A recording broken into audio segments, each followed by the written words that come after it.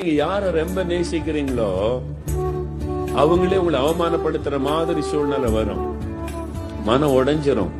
நம்ம இவ்வளவு நேசிச்சமே, இவ்வளவு அன்பு காட்டினமே, இந்த மாதிரி துரோகம் பண்ணி நம்மளை கேவலப்படுத்திட்டாங்களே. ஆண்டவர்கிட்ட போன அவர் என்ன சொல்லுவார்? மகனே, மகளே, மனுஷனுடைய அன்பெல்லாம் மாறிடும், ஏன் அன்புதான் நிலையானது. என்ன பிடிச்சுக்க, அதெல்லாம் நேசிக்காத, என்ன பிடித்துக்கொள். அப்படி யாரு மேல உயிர் வைக்காதங்க. நம்மளுக்கு ஆலோசனையா சொல்றேன், நீங்க உயிரையே வைக்கணும்னா ஒரே ஒருவர் தகுதியானவர், இயேசு, இயேசு, இயேசு, இயேசு. அவர் மேல உயிரே வைங்க, உங்களை விட்டு விலகவே மாட்டார். அப்படி அன்பு மாறவும் மாற. இயேசு இல்லாம என்னால இருக்க முடியாது, அதான் சொல்லணும். இயேசோடு ஐக்கியம் வச்சு பாருங்க, அவரை விட்டு உங்களால விலகவே முடியாது.